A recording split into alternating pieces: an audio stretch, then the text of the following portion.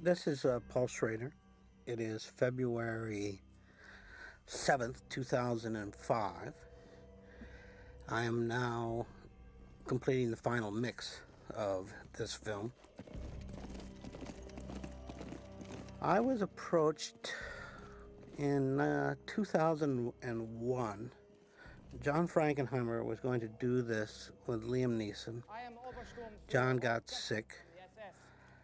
I was asked if I wanted to do it. I did. Found him in a ditch with a kitchen knife in his back, murdered by one of you.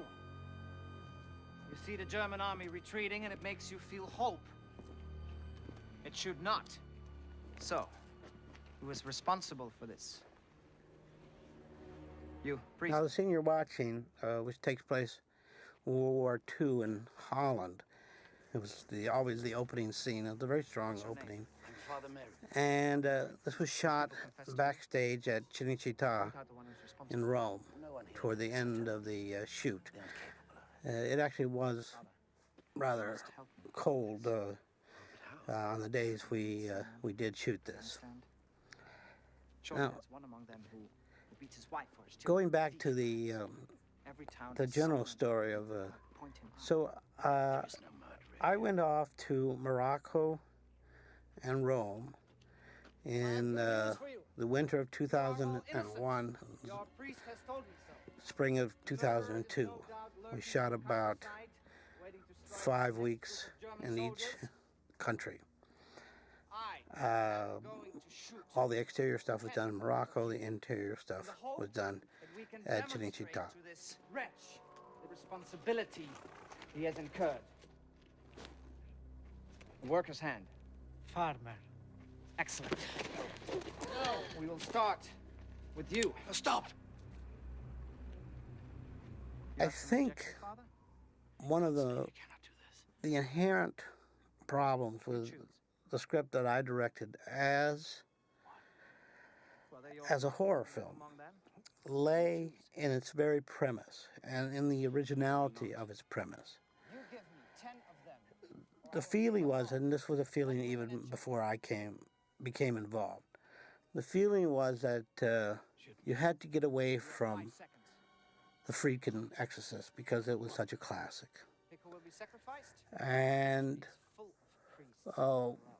one of the ways to do that was to switch the possessed person from a girl to a boy, but even more importantly, to switch the very nature of the possession. So in this case, the boy who is possessed is afflicted. He is an outcast. And as the possession takes hold, he gets better. And everyone else becomes more and more insane. This, I thought, was an ingenious twist on the formula and really separated it from the Friedkin film and made it its own film. The problem, of course, is that when you have a young person getting better, you have essentially taken the motor out of the horror vehicle. Because, horror is based on an innocent tormented while the clock runs. Well, we didn't have an innocent tormented anymore. We had an innocent getting better. And try as you might through whatever kinds of gimmicks or sound effects or whatnot, that's not a very effective horror mechanism. And that was fine with me because I had in mind a slightly different kind of film, more film about Marin's journey than a strictly, a horror vehicle.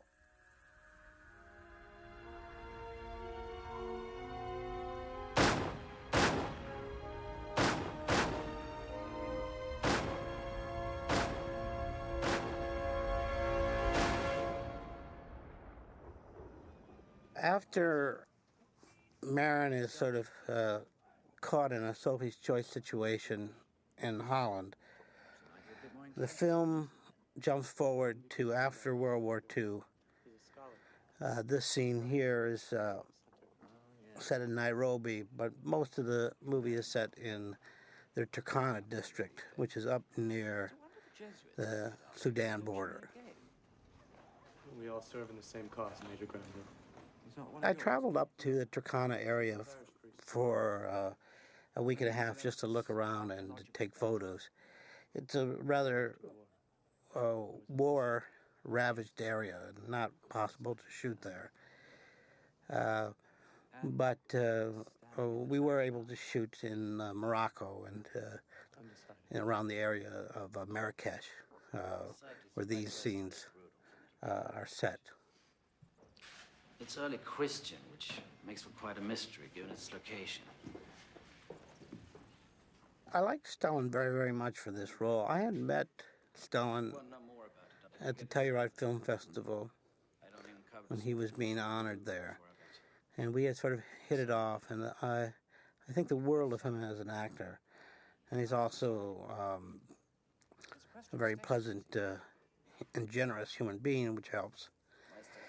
I thought Stellan was a perfect fit, not only because he was Swedish, and it was kind of cool to have, you know, the best current Swedish actor playing the best Swedish actor of his father's generation, Max von Sydow. But also, I liked his introspective quality. When Stellan is sort of cornered as an actor, he tends to go inside rather than outside. And I thought that was very good for Marin, because you do have, you know, kind of a big melodrama, and the moments for the character to be introspective are not going to be that many. So you have to have an actor who naturally gravitates toward those areas. This is a little awkward.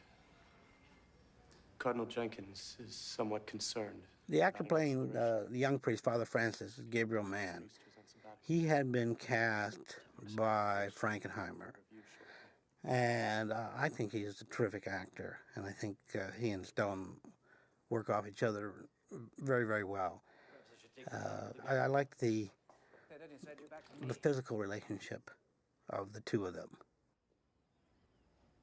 Why did you have a seat? The man who plays Major Granville is named Julian Wadham. And like many of the actors, it was cast out of London because you needed British accents, because if they're going to speak English, it would be, you know, with a British accent. Part of Father Francis's job will be to see to that. An archaeologist. No matter how many films you make, as a director, you always find yourself having the same sort of conversations with a cinematographer.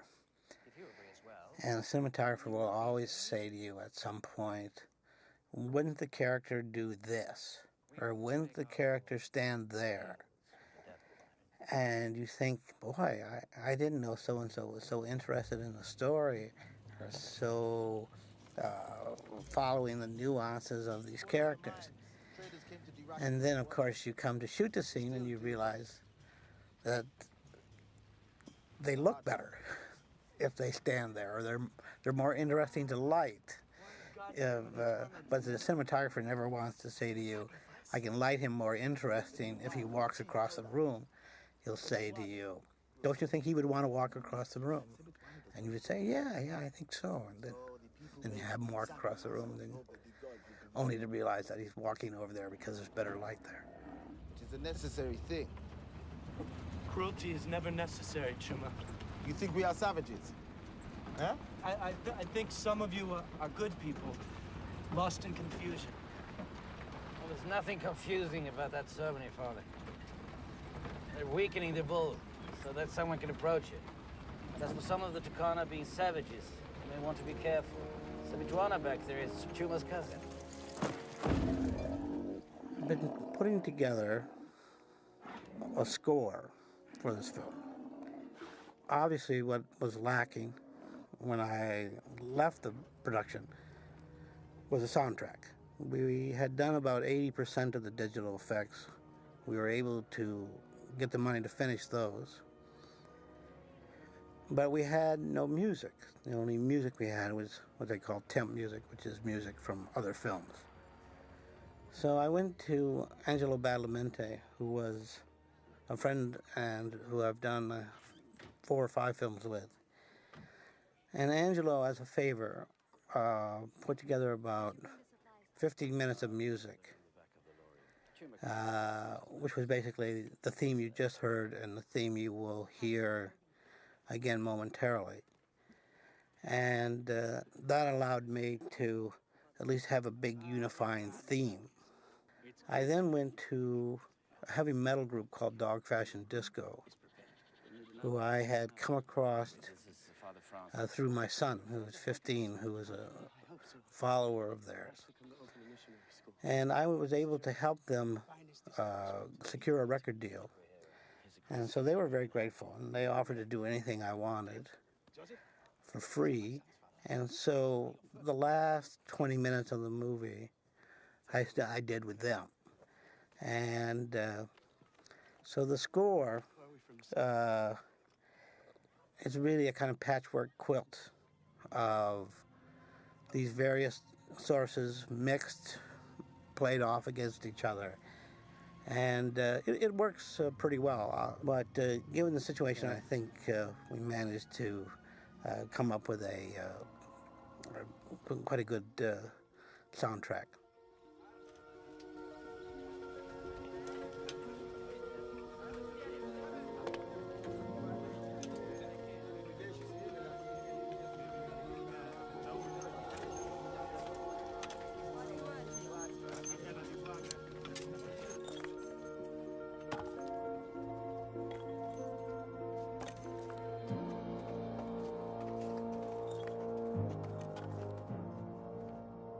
Now, we built these sets about 45 minutes outside of Marrakesh.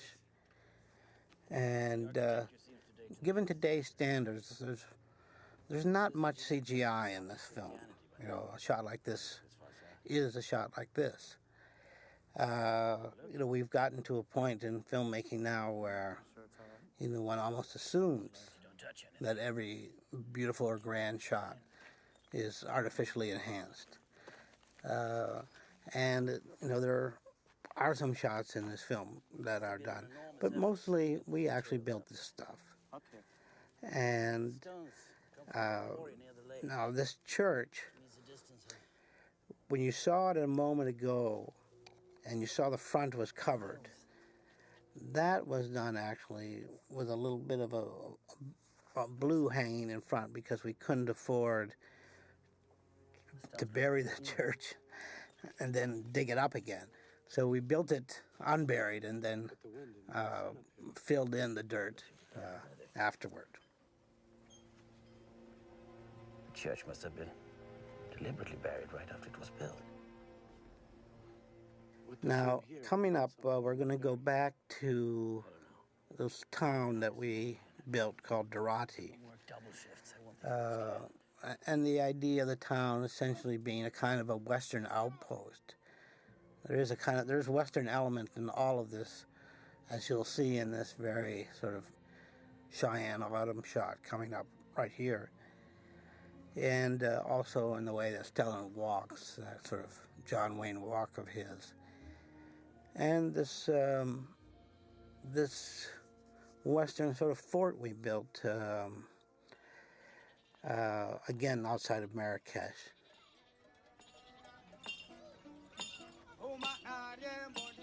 John Graysmark was the production designer. And I brought back a lot of the photos I had taken in Kenya, in the Turkana district. And from his experience doing, you know, period British films and those photos, we came up with this Western outpost sort of town. And you really wanted it to feel like they were on sort of the edge of civilization. So the town has a mixture of native huts, of military huts, and you know, a few buildings here and there. Hello, Papa. Hello, James. Well, it's a beginning.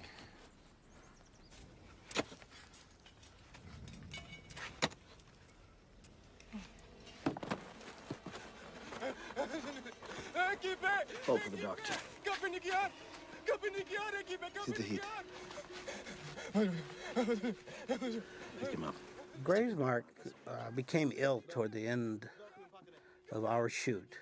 He is credited for this film, and these are his sets. Now, this rock right here, this is a little bit of CGI because I'll mention of the thing I mentioned earlier.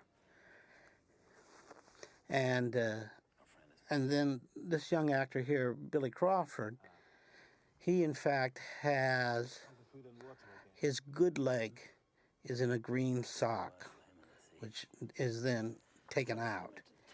And the bad leg, which you will see in a moment, is in fact a prosthetic leg, a third leg. Billy Crawford is an American from Texas of Filipino-American background. And they had done, Morgan Creek had done, and Frankenheimer had done quite an extensive talent search to come up with him. So he was hired before I came on board. And he is a disco singer, and quite a successful one, not in this country, but particularly in France. And since we were in Morocco, where there were a lot of French tourists, he was always being recognized by the French schoolgirls who were vacationing with their parents. He doesn't look like he does in this movie. He has two incarnations in this film. One as Cheche, this outcast, and another as the demon. In fact, he looks like neither of these. And he had to endure lots of time with the prosthetics. And in fact, his true appearance is never shown in the film. Why don't they help him? They think he's cursed. What he needs is sustained treatment.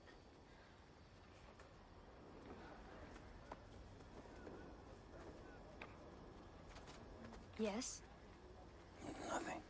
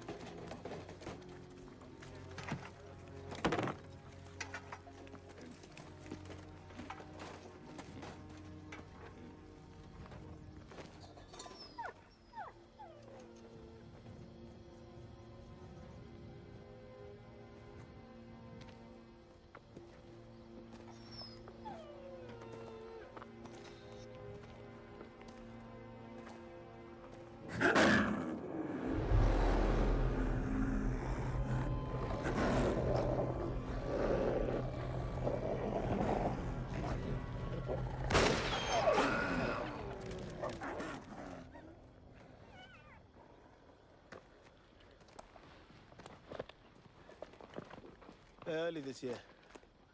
2 of the cattle have been killed already. Thank you, Jim. I must keep you safe for the lady doctor.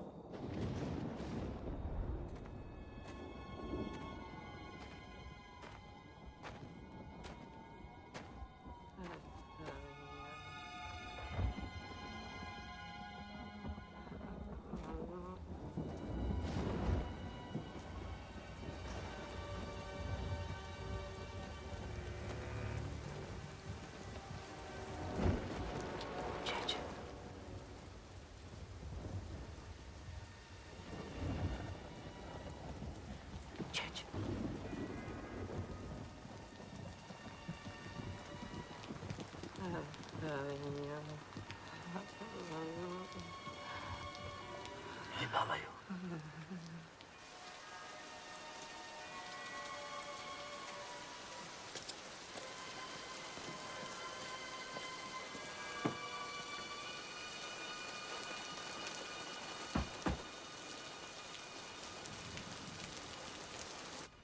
The sores were very infected.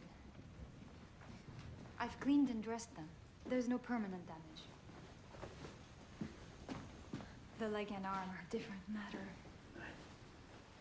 Night, Mara. Hirocha. The nurse here, the character Rachel, is played by Clara Bellar, who is French-Brazilian and had been in Spielberg's AI. It was a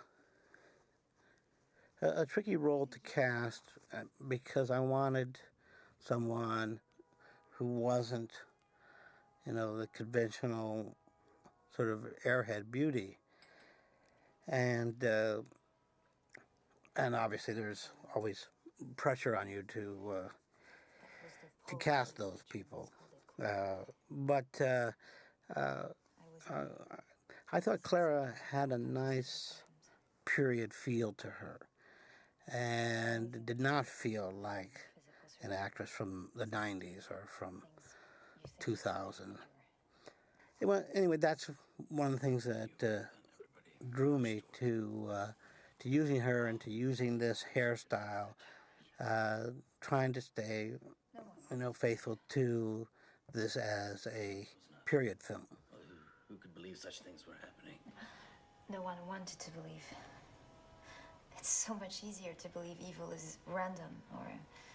Now that the lights are out and the characters are silhouetted, it's probably a good time to talk about the cinematographer, Vittorio Storaro, who most moviegoers know from his work with Bertolucci, Conformist, Last Emperor, Novecento. And when we came to doing this, he had signed on to do it with Frankenheimer, so he was in place when I came. And he is in quasi-retirement. He teaches in Rome, has been working on this whole series of books on the history of light. And so he liked the idea of working near home, and he had his group with him. He had a very unique way of shooting, which I'll talk about, but right now we're going to go into a dream sequence.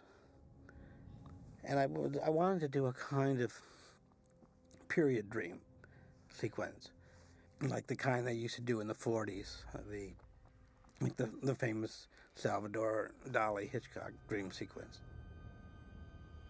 And so it came up with these elements to start to get into a kind of interior life for Marin. So I reached back into the Friedkin film and took this white-faced figure, which had been a subliminal flash cut in that film, and used it as one of the faces of the demon. And that's his first appearance, and then it comes back again toward the end.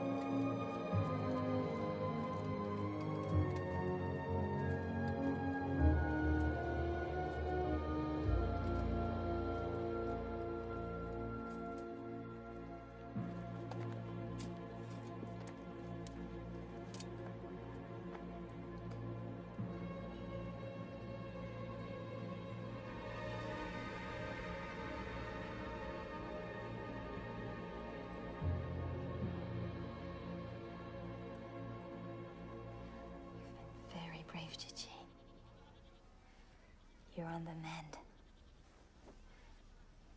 There. Now, coming up will be the infestation scene, but let me get back to Vittorio.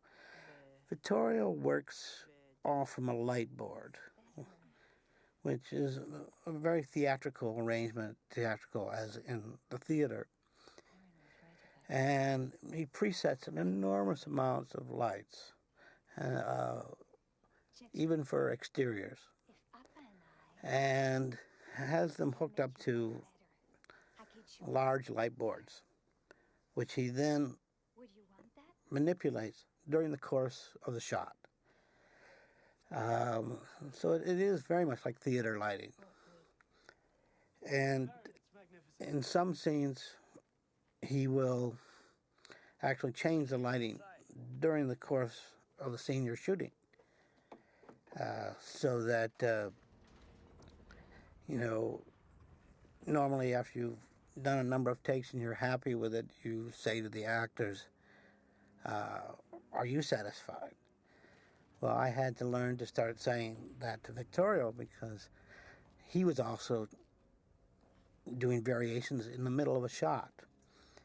And sometimes he would say to me, give me one more, I'd like to try something else.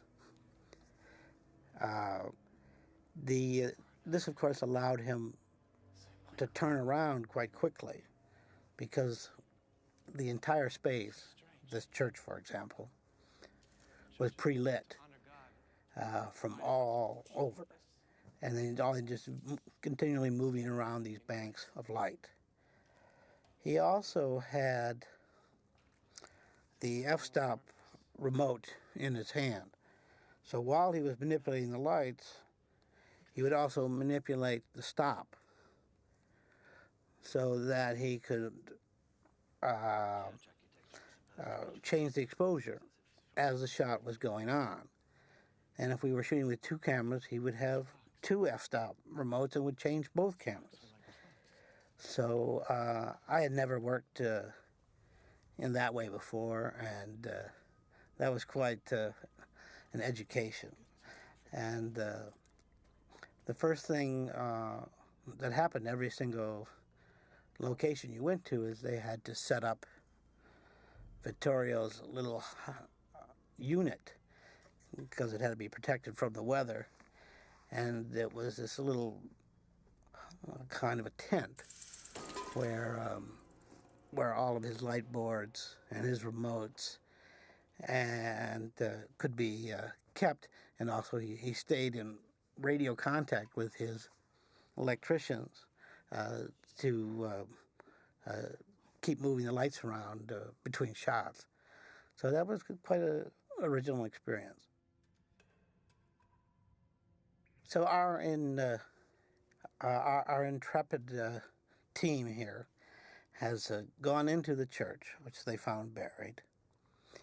And it has these wonderful murals, which we designed and which were kind of mixture of traditional mosaics like from Ravenna, but with very kind of gory battle scenes.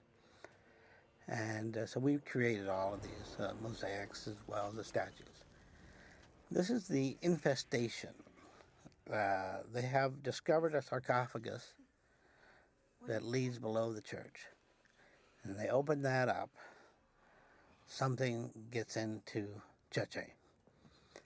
And we know what that is. And that's the basement place where you're never supposed to go in movies.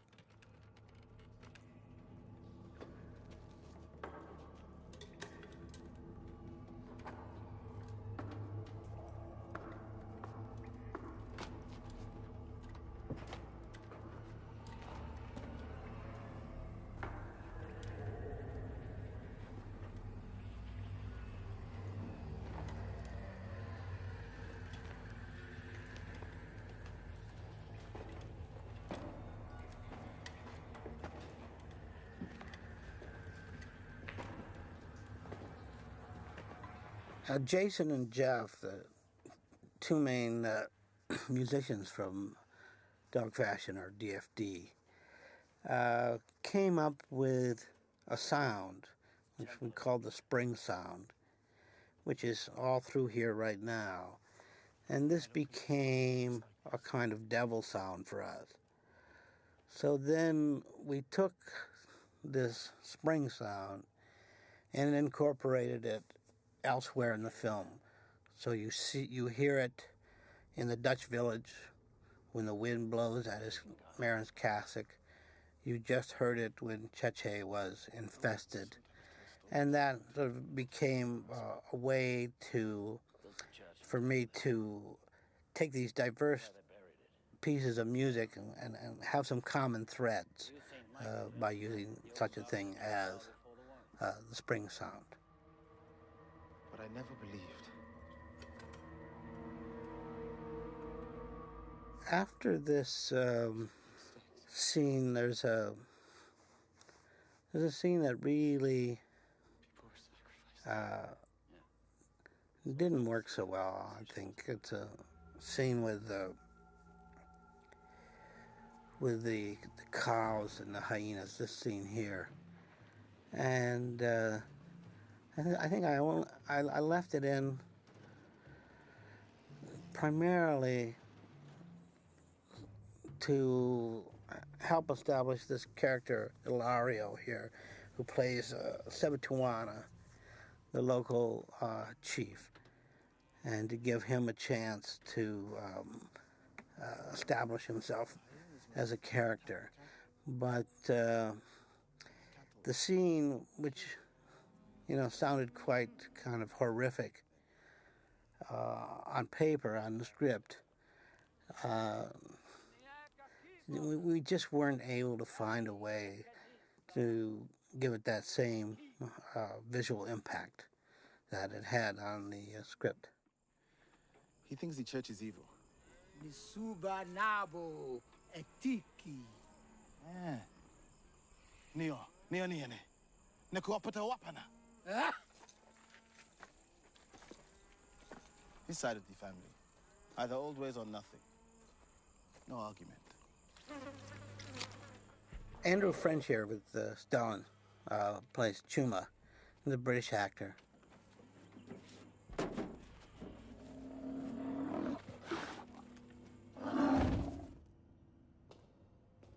Look here. Look how it was done. I added this scene primarily because I like these mosaics so much that David Packard did. That was his name. He had come from London, and in fact, he left us to go design a chapel for Russell Crowe's wedding. Anyway, these are his mosaics, which are really fabulous, and an original. And it also gives me a chance to sort of explain the whole notion of Lucifer, the god of light, the fallen angel, which is a slightly different kind of Satan myth, and the one that we're using, so that the figure there, which we created of Lucifer, is prefigures the form that the demon will ultimately take in this film, as he becomes perfected. Here again are these sort of mixture of frontal, two-dimensional mosaics with gory Renaissance violence. Of course, totally without any historical viability. We chased sun a lot on this film. I'm just thinking of that now, but I'm looking at this scene, which was one of those days where the sun was going in and out. But we managed to get a lot of sun on screen, which I felt was important. In fact, the earlier scene where Mweke shows Father Francis the schoolhouse, we originally shot in shadow, and then we're able to go back on a later day and shoot it again in full sun. Now the British troops arrive. I cut the end of this scene, but if you look carefully, when you go back to that high angle, you'll see Mweke and Francis arriving, and the second half of the scene is them greeting Granville, which just really wasn't that important, and one of the many things that in this film, like all films, gets cut out. Ralph Brown is a terrific British character actor, sort of the Jack Hawkins of his generation. I remember him fondly from With Nail and I, and this is sort of the type of role he could do in his sleep. This actor here is Bert Caesar, who's also known in Great Britain as The Voice. This exterior is the only exterior that was shot on stage. This was shot on stage in Rome. It looks like it, at least it looks like it to me. And when you come around here, you can see that we're shooting up against a translight. But apart from this, all of the village stuff was actually done on location in Morocco. Now here's a good example of what CGI does today. In a former time, a magic hour shot like that, you would shoot in magic hour, which really only lasts about 10-15 minutes. It's when the sky is purple. Today you just do a lock off during the regular day, and then you shoot it at night, and then you add the blue sky later.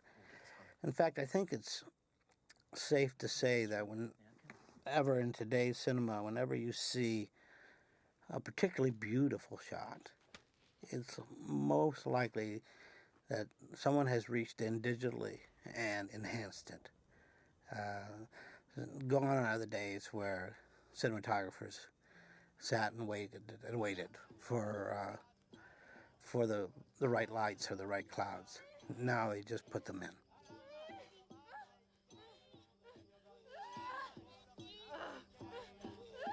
This is a sort of a tripartite intercutting of a stillbirth of Sebatuana's wife, an operation on Cheche to fix his leg, and two British soldiers who are looting the church. I don't have a whole lot to say about this. This is all shot on stage at Cinecittà.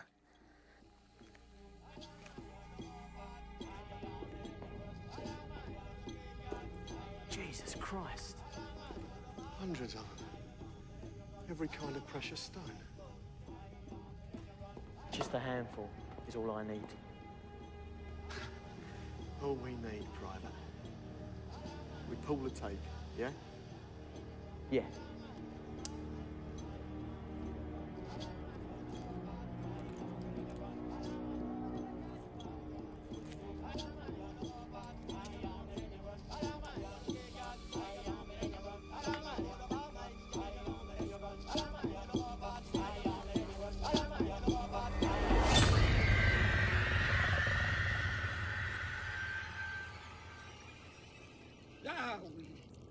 Ciao, Lemua, Toto One.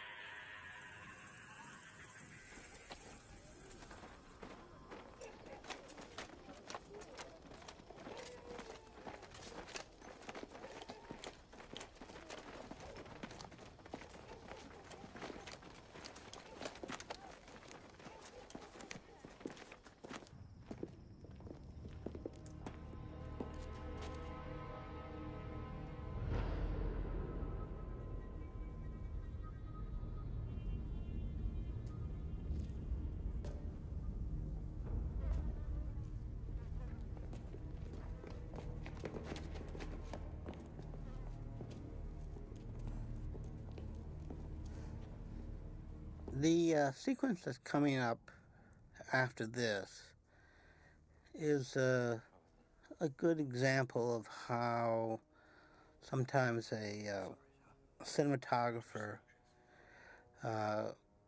can step in and kind of direct a scene.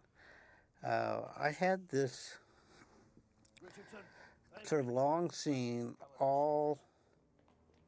it's not the scene that's immediate, it's a scene that's coming up after this scene.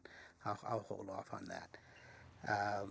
This airstrip we plowed out there, and we had some rain.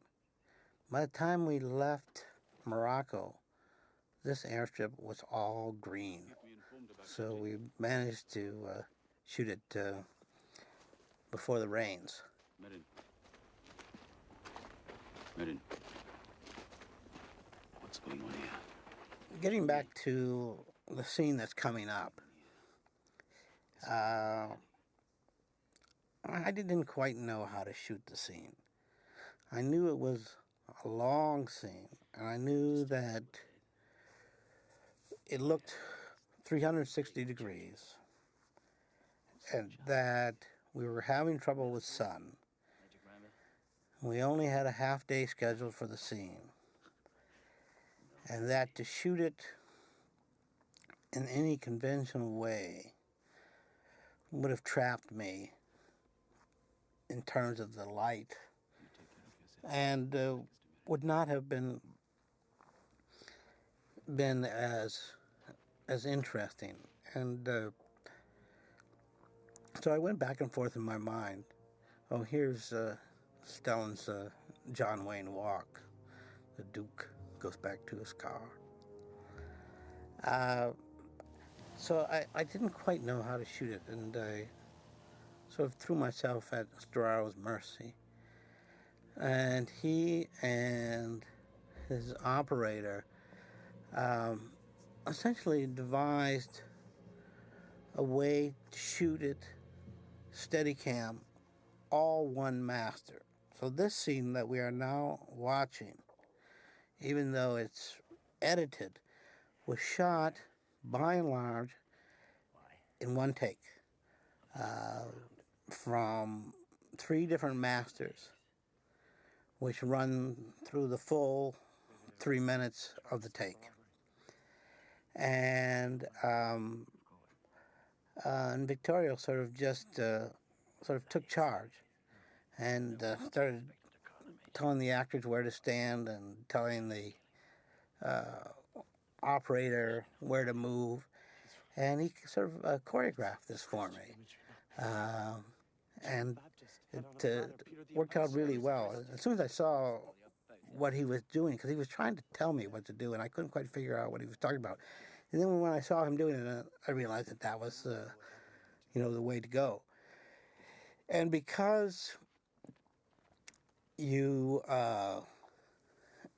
in today's cinema, because you videotape everything you do, you can look at all your takes immediately after you shoot them. And in a case like this, you're looking at these long masters, and it's very easy to quickly figure out what little bits of coverage you need. Like this piece here, this was part of the master, and the other one was piece of coverage. This is the master that Vittorio had devised. And, it went through the whole scene. Whereas this is a little piece of coverage that is added so that we can intercut and go back to this master.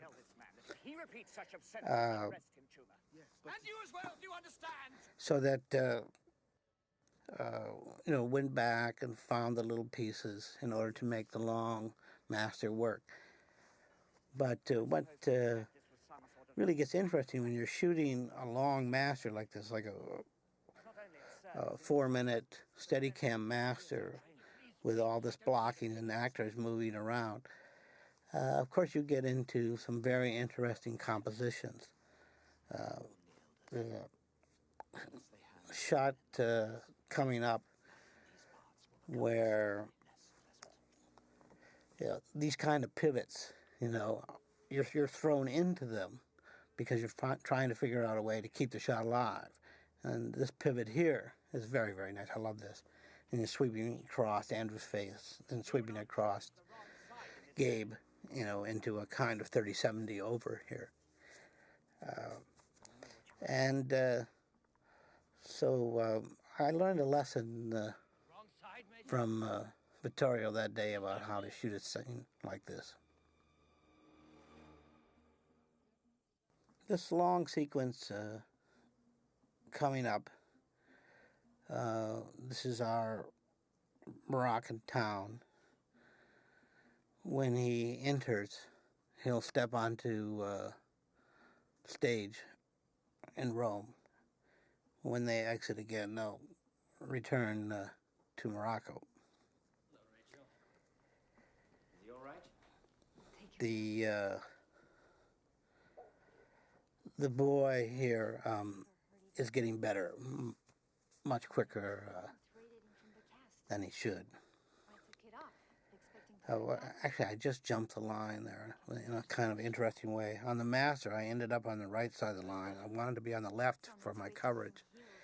So I found a neutral angle looking straight over their heads, which then allows you to come back across the line without doing any great violence. Although, of course, it's kind of odd to hear anybody talk about the line anymore. You know, there used to be all these rules of editing. There really aren't any rules of editing anymore. There is no line. You can virtually cut from anything to anything. That whole tradition of the well-crafted film has gone the way of a lot of other traditions. I was somewhat concerned with those traditions, though, in this film, because I wanted the film to feel like a period piece, like a 40s piece. And I wanted it to be hip enough not to be completely stodgy, but also to be faithful enough to compositions and lighting of that period, so it didn't feel like a completely modern piece, you know, like these films they do now, which are all blue or green and all hyper-fast cuts and shaky cam. I didn't feel that that style would be right for this kind of a period drama. Now this action sequence here at night, which was shot over the course of 3 nights or 3 half days. We tended to do split days in Morocco.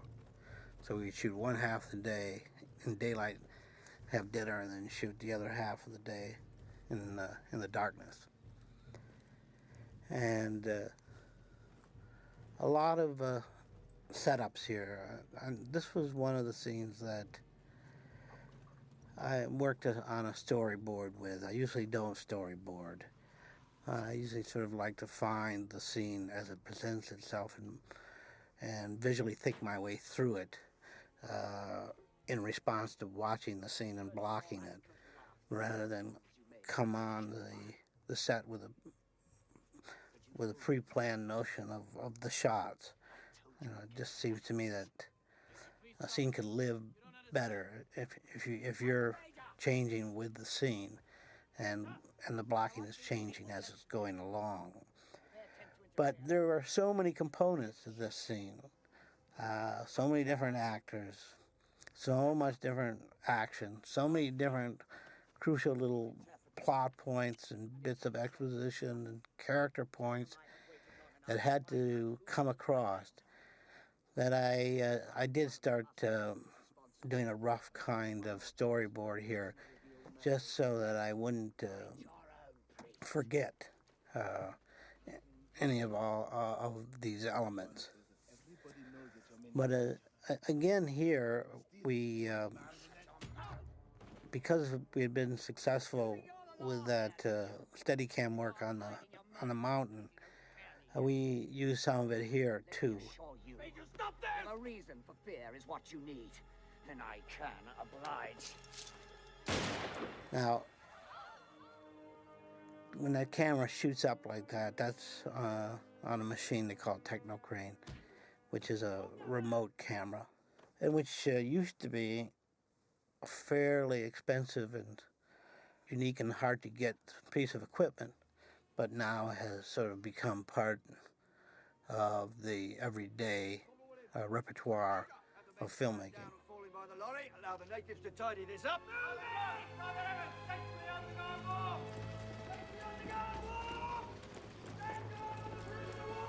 So, to the car, son. Now, in the next scene, Father Francis, Gabe Mann, has been sleeping at the clinic, and he hears the voice of the demon coming into his ear, which is a special lens you use when you have to come in this close.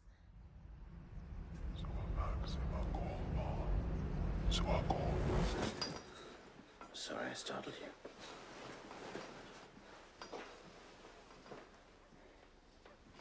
Did you manage to sleep through the night? Yes. I wish I could say the same for Rachel. She woke several times after you left.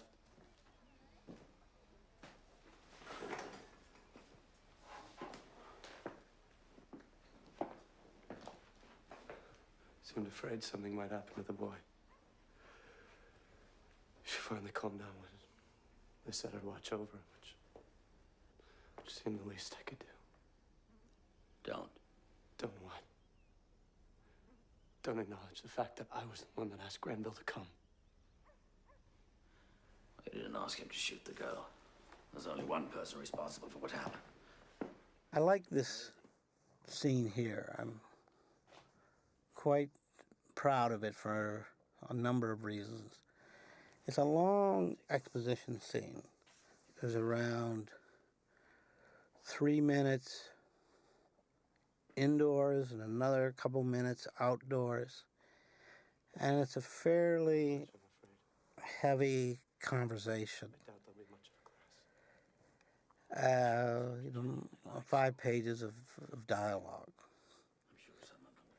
And I think I solved this problem quite well. Different days of shooting, you succeed or fail in different degrees. And the way this blocked out, the way I kept them moving, the way the angles fell in, and the coverage fell in, I felt that I was able to keep the scene alive through all of his talkiness and keep the relationships continually moving and shifting, and make the scene quite rich. For me, one of the great pleasures and challenges of directing is essentially directing good dialogue, which I would much rather do than direct action. And, having a good scene with 2 actors who are good, and then figuring out how to keep it alive visually and keep moving around, that to me is the most pleasurable part of directing. I survived, if that's what you mean. Did I live? And this particular scene, of course, we were sort of blessed with beautiful golden late day sun, in which both the actors look so terrific. There's a little shot coming up that I've done in other films, which I call a blindside POV, which is the point of view of somebody who's walking away. In that particular case, Marin exits frame and the camera keeps pulling back in his point of view. Now, in this scene coming up, which, like some other scenes in the film, has a biblical reference, in this case, slaughter of the innocents, of the children. There's references to Peter crucified, the head of John the Baptist, Saint Sebastian. And, I had so many scenes of different kinds of action, trying to find a way to do this one a little bit differently. And what we decided on was, originally we decided to do it handheld, 2 cameras. Now, there isn't any real handheld work in this film. It's all either dolly or Steadicam. So I thought, well, we'll do this scene handheld. It'll make it stand out a little bit more. And then, as we got into the scene, rehearsing it, because we were using 2 cameras in a small room, we started getting more and more into Dutch angles, by which they mean an angle that is askew. And I started liking these Dutch angles, and so we ended up shooting the whole scene on the Dutch. The phrase Dutch angle comes from the wars between England and Holland, when the English looked for any way they could to denigrate the Dutch, and the Dutch were referred to as drunkards. So Dutch courage was alcohol, and Dutch treat was the other person paying. And the idea of the Dutch angle came from the idea of the drunken Dutchman. Anyway, it's been a bit of film terminology from the earliest days of film history.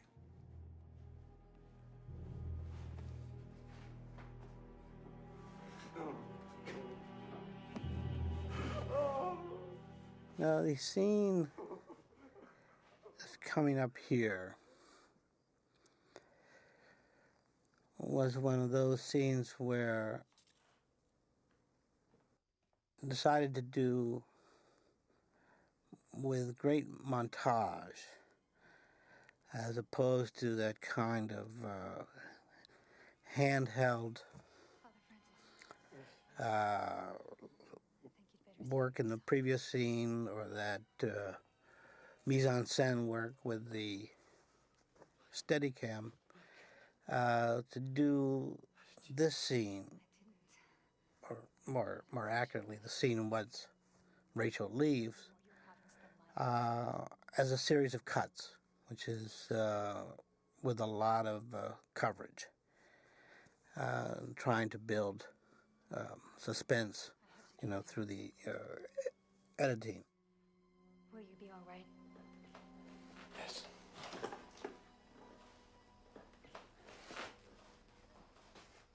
The music is dropping out right now. At this juncture in the film, Tom Drescher, the music editor, had a track in here that was sort of over the top, and we wrestled with that track, trying to make it work, and we weren't really satisfied with it. So decided to drop it and just go with effects for this section here through the editing. I always had music here when I was temping it, but I think it works pretty well without music.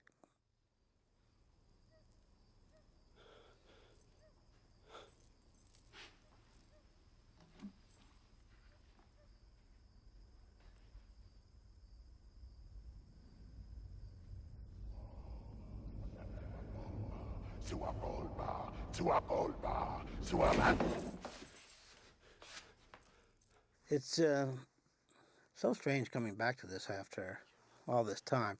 Film like this, particularly a film that's shot on location, there's a lot of ADR work. ADR refers to voice replacement, when the soundtrack is dirty and they bring the actors in and they do their lines again in a sterile audio environment. And I don't know how much you really,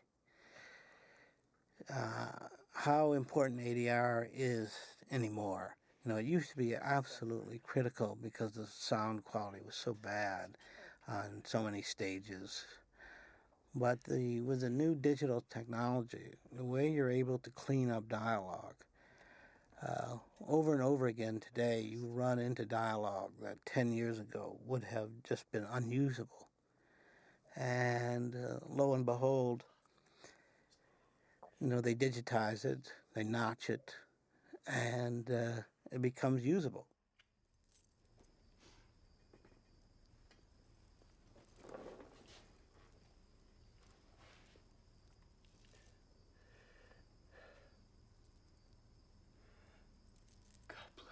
I did slip in a few little hyena growls over the sleeping boy. And then, of course, after the demon sort of reveals himself, I bring in music again. And then Francis is now unsure whether or not what he actually saw happened, and then sees the blood on his hand and realizes that it did.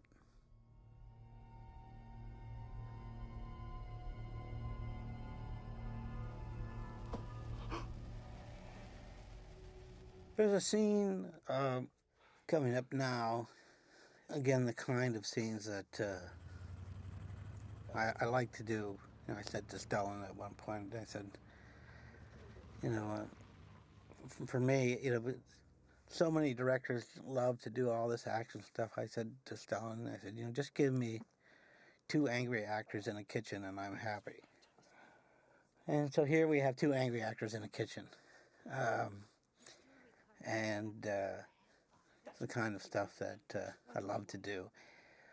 Oh, it was a sort of a treat for Storaro, this location, because he lit it primarily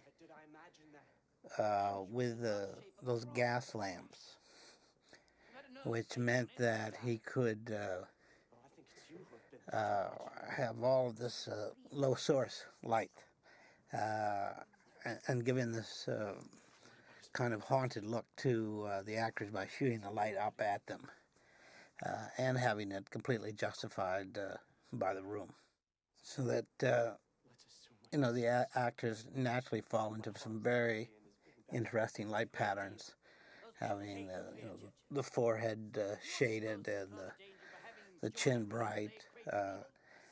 It makes for a very dynamic scene. It's the work of man. Why can't you accept that? Because my only concern is the eternal soul of that young man. Are you so arrogant, Marin? That you would have fought the rest of the world in your crisis of faith? That you would deny to someone what you once cherished simply because you now doubt it? I remember one day Stellan came to me. He had a dream, and in this dream he was on the lot at Cinecittà, and he ran into Max and Sydow. And Max was about 7 feet tall and was wearing a dress and high heels. And they had been on stage together, and they talked a little bit about their stage work. And then they split apart, and and Stellan was telling me the story, and he said, of course, you know, that's exactly what it was. You know, it was the man who was bigger than I was wearing a dress, and I was trying to come to terms with that. He would like it. Good, Chicha, good. He wants to do it in the church. He seems to think that's where you live. He wants to be as much like you as he can. Unless you want to explain your misgivings to him. One of the nice things I liked that Billy Crawford did in a number of these scenes is this really kind of creepy kid, you know, so enamored of getting better. and of course is possessed.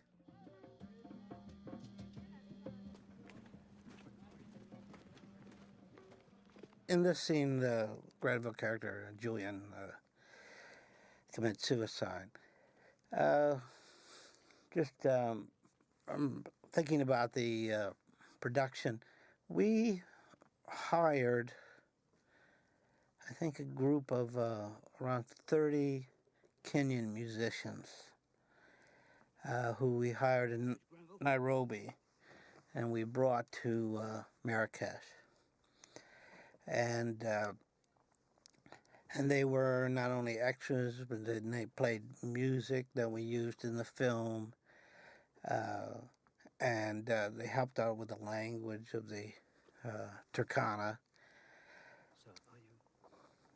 And, lent an air of authenticity to the dressing of the black Moroccan extras to try to give it more an authentic Kenyan feel. These shots here of Ralph, you really see a nice angle on the church we built, and also behind Julian, you can see the fact that it's getting greener as we're shooting in Morocco. It has begun to rain, and the grass is getting greener. In fact, we've had on a number of scenes we had to go through and pluck out all the grass. That little butterfly thing is something I added in the early scene with Granville. I don't know quite what it means. It's just one of those idiosyncratic details that you put in order to have a little mystery. There's a little loop-de-doo Steadicam shot here. And I'm not sure what it meant at all.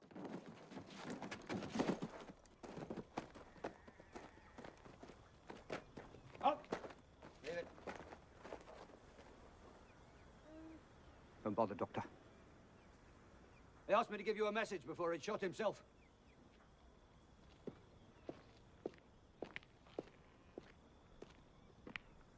Said he understood what you were going through, and that this was... There's a bit of a demon shot coming up where we use the spring sound again. Had a little, hydraulic lift here for Billy.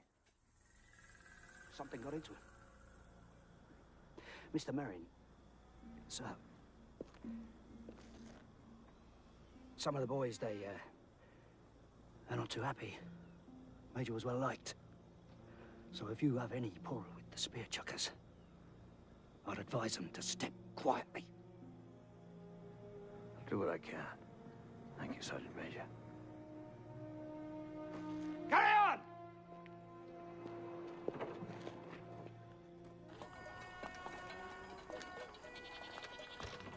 When we were shooting, across the street, the studio street, from where we were, Mel Gibson was shooting Passion of the Christ. So I saw, quite a few scenes shot from that film.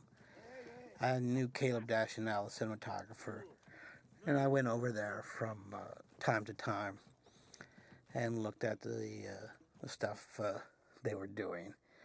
And so Christ and the devil across the way. And in fact, I was talking to Mel one day, and he was complaining about people who were getting on his case about the film. And I said to him, having been involved with The Last Temptation of Christ, I said, when you work with this subject matter, no matter what you do, people will come after you. It's just the nature of the subject matter.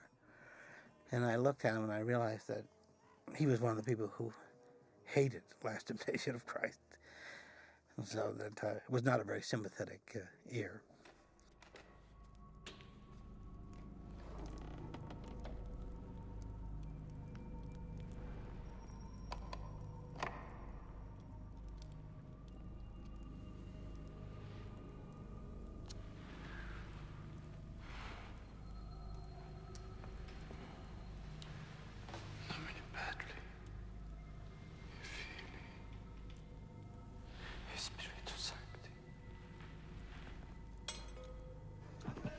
What do you make of that, Sergeant Major?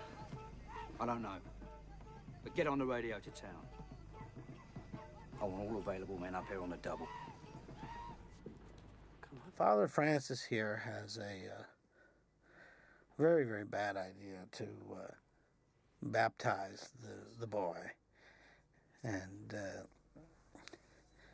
it's quite clear that this will come to no good.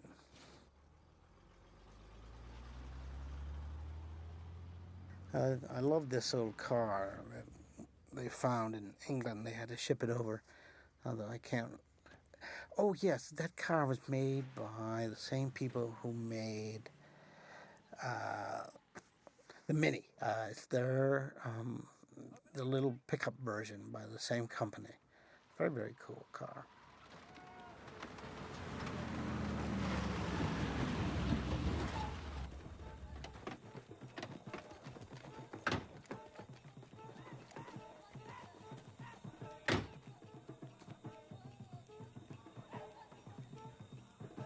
What is it?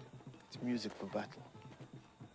Now, getting involved in all the night shooting here in Morocco, it's always tricky shooting at night because there really isn't that much light at night.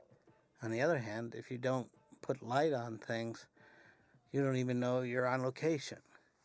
So that constant sort of swapping off between how much light would there actually be and how much light can you get away with before it starts to look really artificial. Most films err on the side of being far too artificial.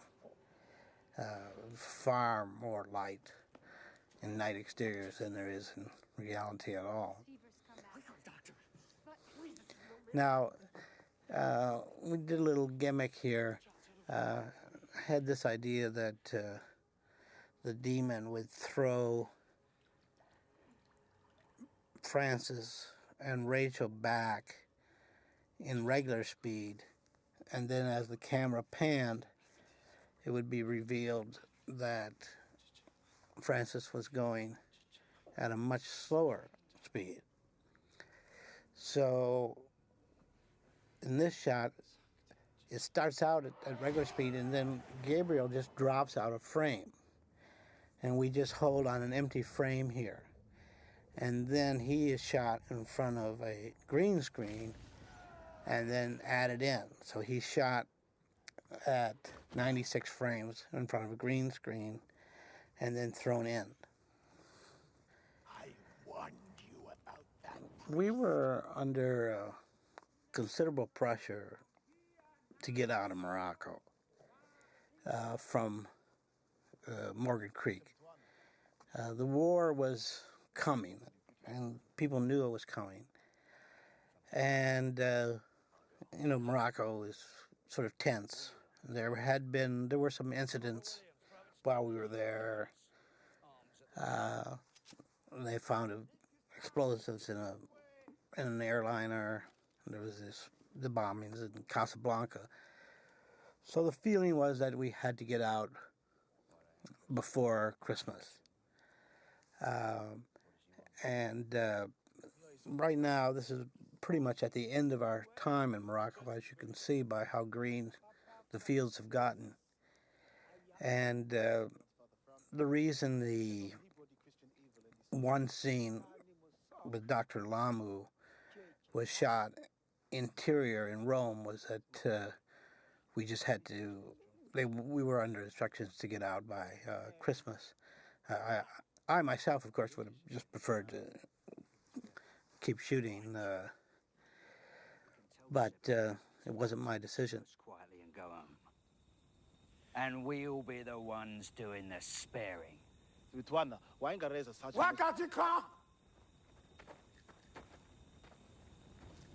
If it's a fight they want, it's a fight they're gonna get.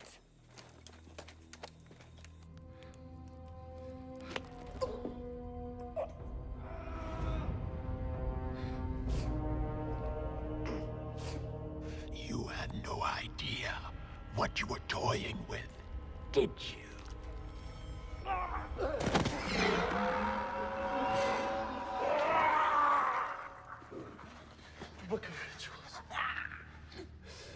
have a copy. I've got to get to town. This boy is possessed.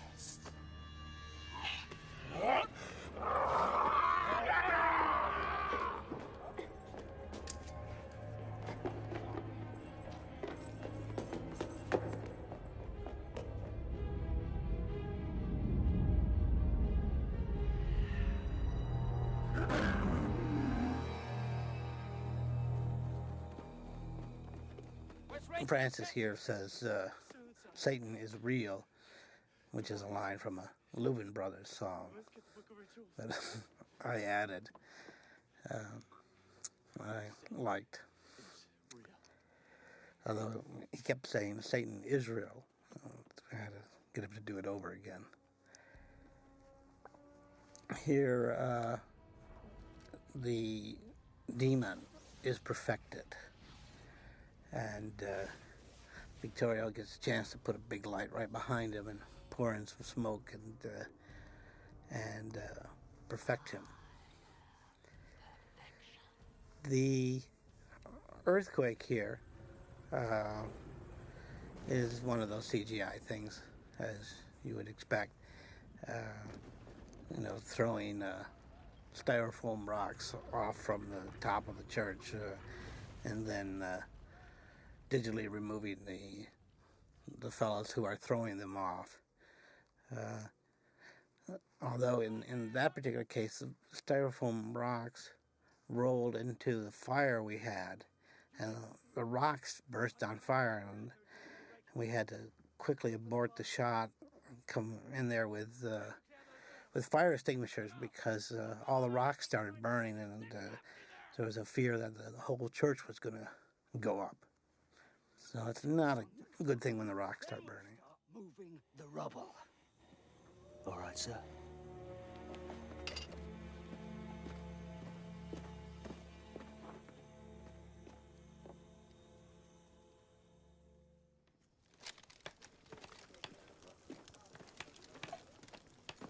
Well, are they gone or not? There's no way to know. Right then. Corporal Williams, send a detailer man to help Mr. Merrin clear that rubble. Then I want you and another detail to go out there and see if our friends are gone or not. And have a look for Father Francis. The rest of the squad to stay on the perimeter.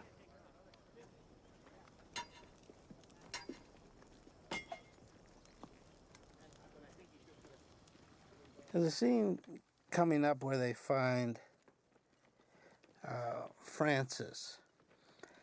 After rehearsing with Gabriel Mann and getting to know Gabriel, and he's so handsome. He's such a beauty. I thought to myself, St. Peter is not going to do here. This has to be St. Sebastian.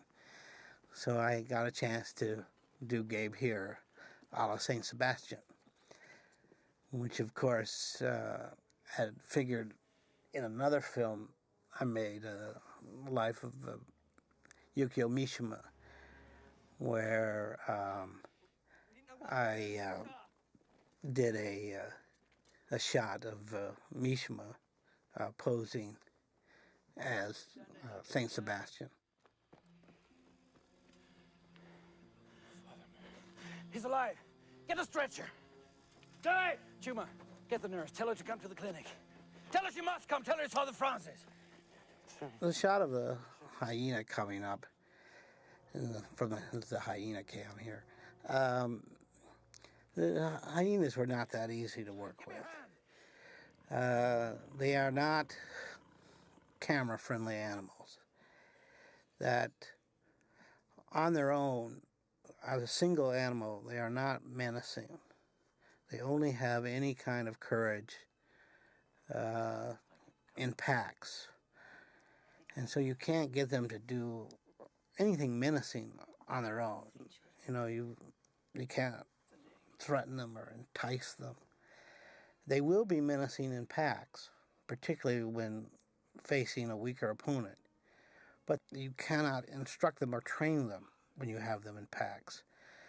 We spent a lot of time with those hyenas we had in 2nd Unit. And You know, we have a number of shots of real hyenas in the film, but for the things like where the hyenas are on the mountaintop, where we really wanted to use the real hyenas, and we shot with the real hyenas there, and went back with second unit trying to get real hyenas. We never could get it. And in the end, had to take the hyenas we had shot in front of black and manipulate them digitally to sort of look real, or as real as we could. But it, you know, it was a, you know, not the ideal solution. He's in the boy. Oh, God help us. He's in the boy. Here is, again, another example of a techno crane, remote crane swinging around, you know, enabling you to do a 180-degree spin during the course of a shot.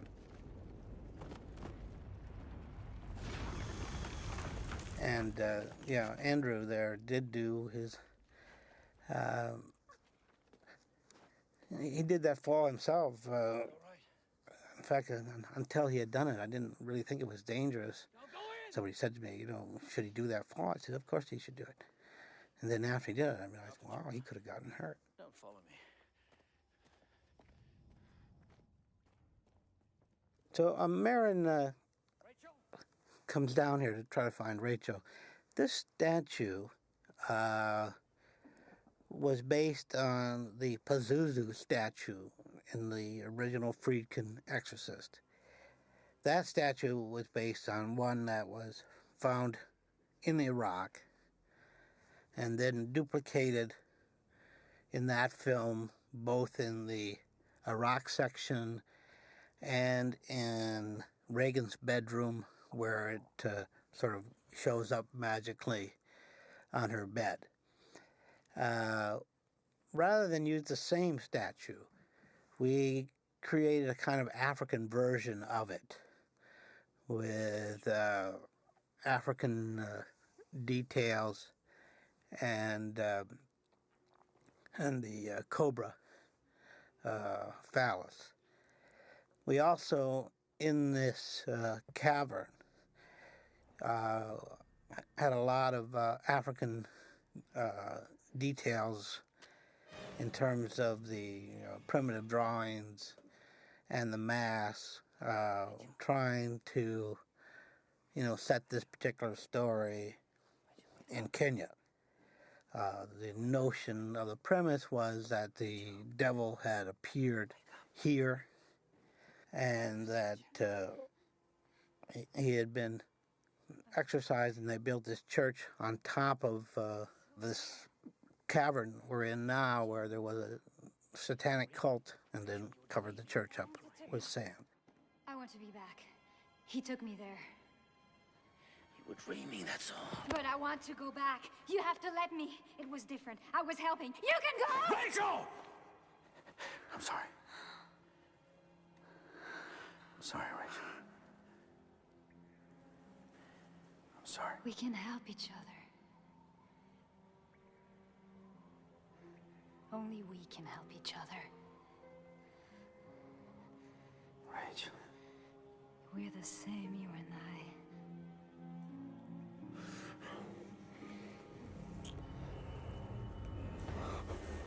You're a passionate man, Marin. Full of hunger.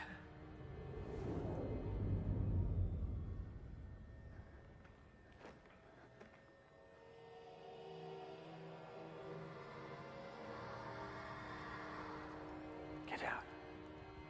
Now.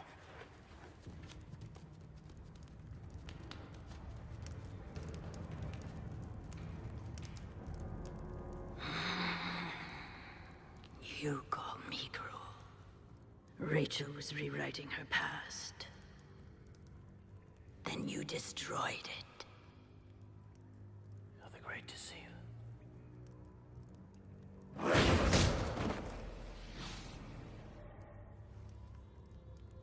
Father Francis mention me? He called you Satan. Did I not roll away the stones for you? Why torment Rachel? She's not the one who sinned. She never helped another prisoner. She traded her body for food. She betrayed her friends. Liar! You hate God, Merrin. And why not? God gives you guilt.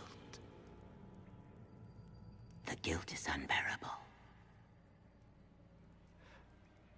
I do not curse God. But there is one thing you can do. I modeled this kind of forehead. Originally, we were just going to do Billy the way he is. Then we built this kind of elongated forehead, a la, you know, some of the African tribes and the early Egyptians, and tried to create this sort of glossy sort of look for him. And I also felt, when I first read the script, that at some point we have to get Merrin on his knees. You can't show his journey without, at some point, him dropping to his knees and asking God for the strength to continue. Purify me. Purify me for this task.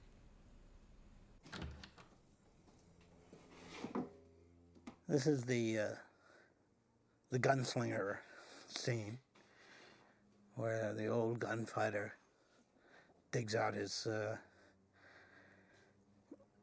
old 6-gun and prepares to go off into battle.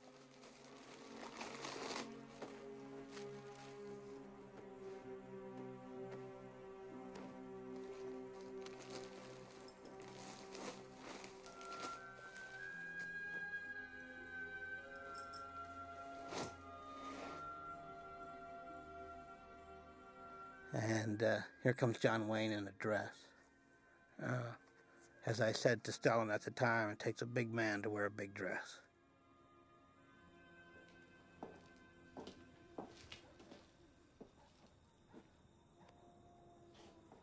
Everything was good in Derati until the missionary came.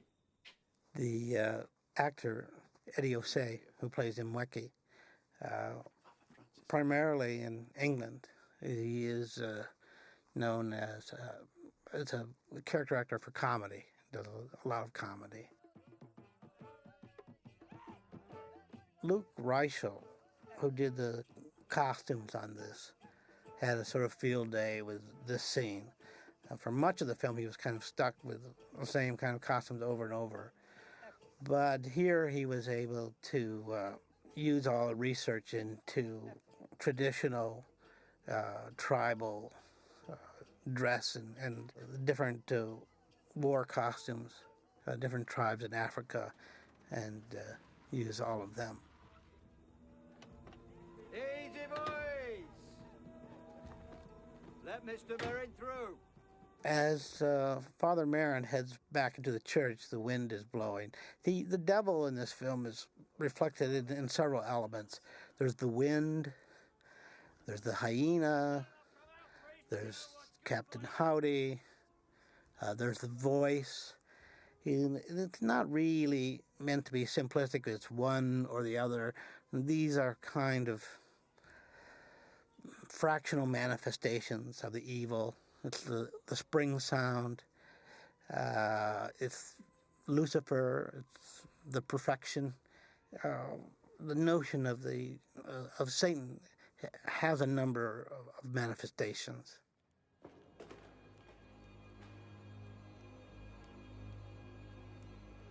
Now, from this point on till the very end, this is all Dog Fashion Disco soundtrack. And so this last double reel, which is where we are now, to the end, they did from start to finish.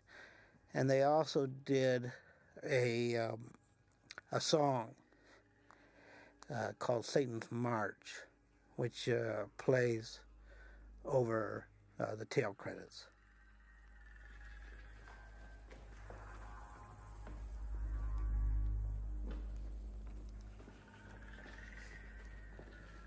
Now, actually, Marin is pouring out salt there, which is, some part of a exorcism ritual.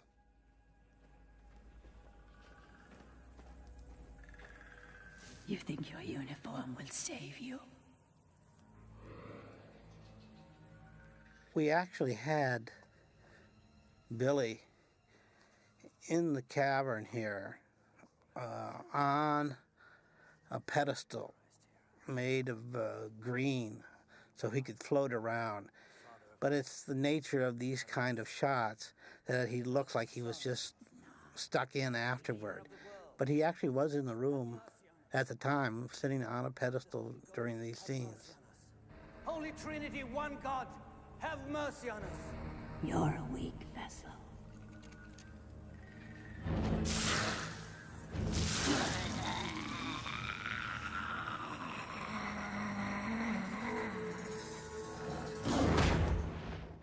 We had to do a little digital work on that shot because when Stellan hit the wall, all the fiberglass rocks moved. It's not only me who fights you. I'm not alone. Oh, ye holy angels and archangels, pray for us. Now, to kind of ratchet this climax up, to show that this whole valley is falling into insanity, I had the idea of using the Northern Lights, which I had seen once on a trip to Minnesota. And in these two sequences, we reveal these lights, which of course are totally implausible in the Southern Hemisphere. But it was an attempt to show that in this demonic possession, this whole valley has been infested with unnatural phenomenon, and used the Northern Lights for that. Now, we'll come back to the Northern Lights. Storaro built the Northern Lights on the color spectrum. So they go through the colors in the order of the color spectrum. Starting with red and going through to purple, and then finally to white. From pestilence, famine, and war. Oh Lord, This is where the demon gives Marin a glimpse of one of his alter egos, one of his more terrifying egos, the one we had seen on the statue from years before, and which was inspired by the Flash figure in the Friedkin film. From everlasting death. Through his This shot here, where the devil sneaks up behind him, was done. This is not a digital shot. This was done as a real effect on the floor.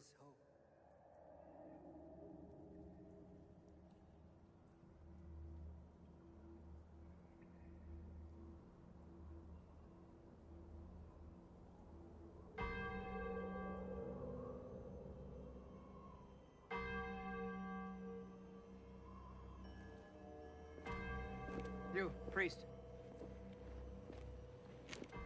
We go back to Holland, and this is a separate shooting from the opening of the film.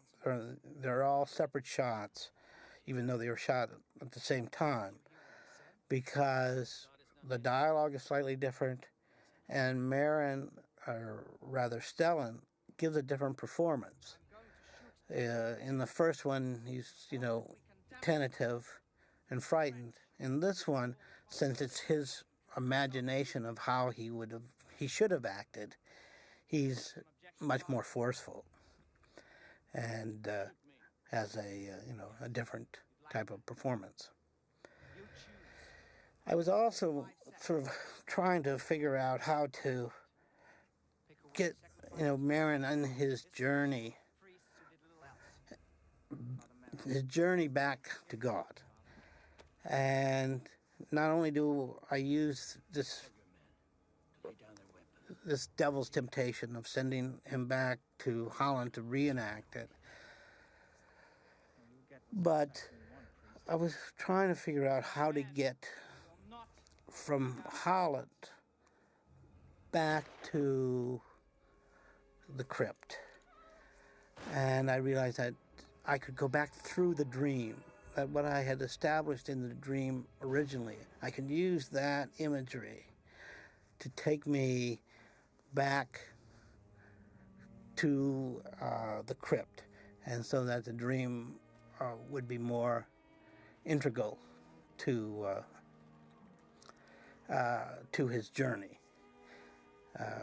And these dream images, they have some symbolic weight, but they're not necessarily, who is that woman? I'm not quite sure who that woman is. I don't think dream imagery should be that simplistic anyway.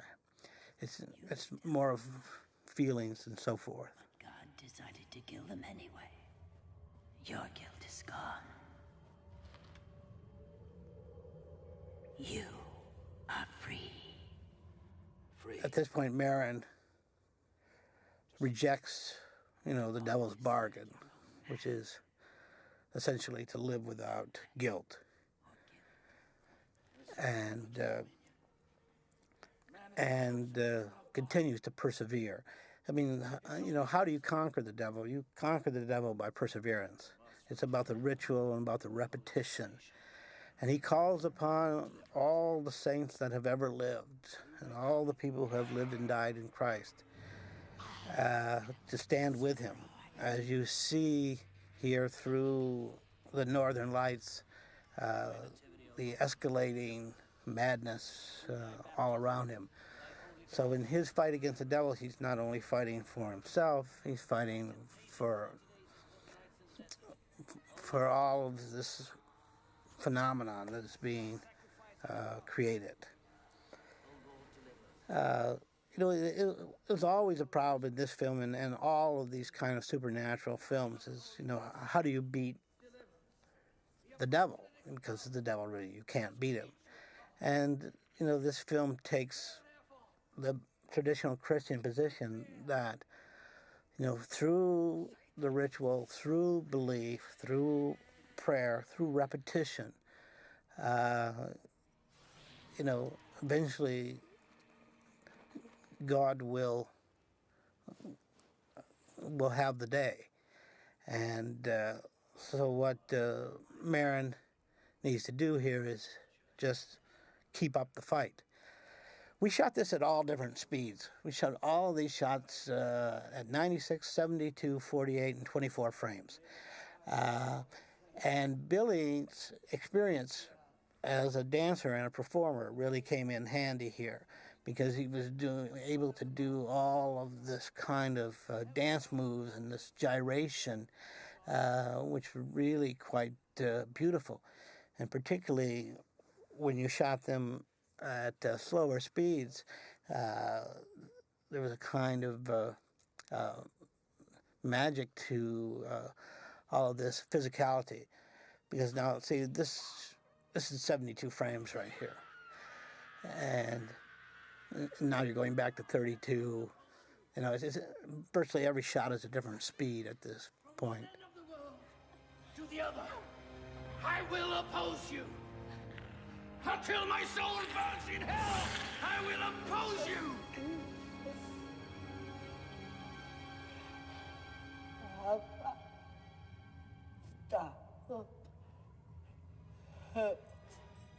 We exorcise you, each unclean spirit. We cast you out, each power of Satan, each infestation of the enemy. Repel, O Lord, the power of this. And now, Storaro, having reached the end of his color spectrum, is just going into white.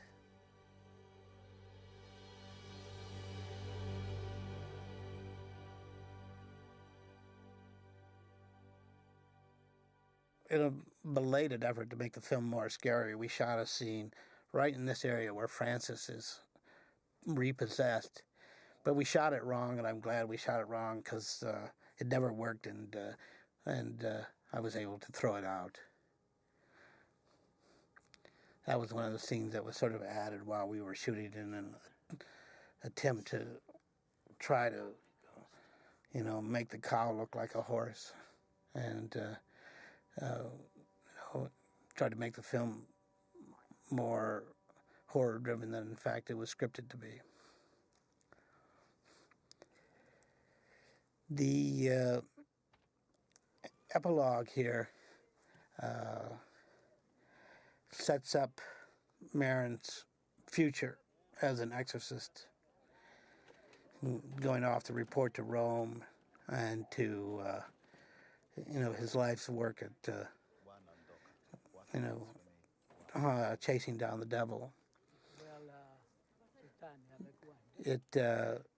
Very shortly, he'll stop over at Father Francis's grave. Francis is buried by the schoolhouse. We shot that grave after we had killed Francis in the clinic, but it still works, even though that scene was cut out, because it's just presumed that Francis dies of his Saint Sebastian experience.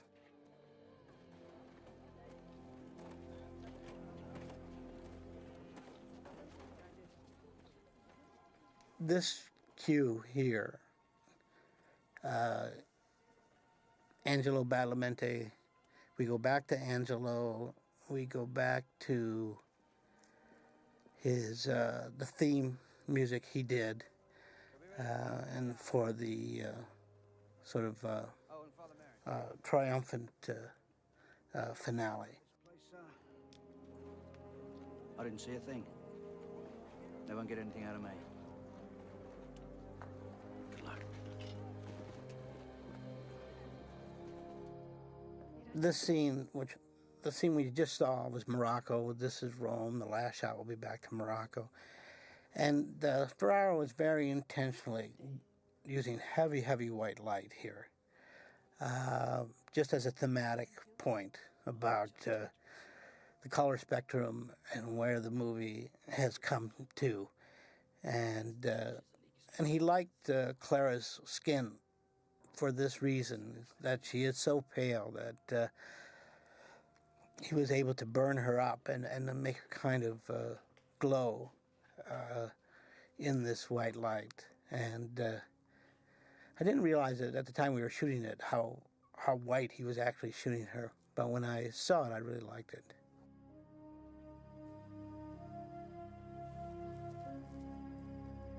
Will you write me? Yeah. The final shot, which is coming up, of Marin walking off.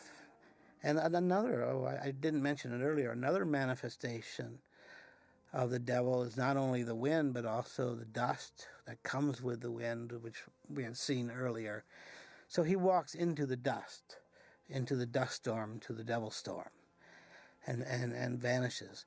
And hanging from his hand, like a six gun, is the rosary, as John Wayne walks off to fight the forces of the wind and dust.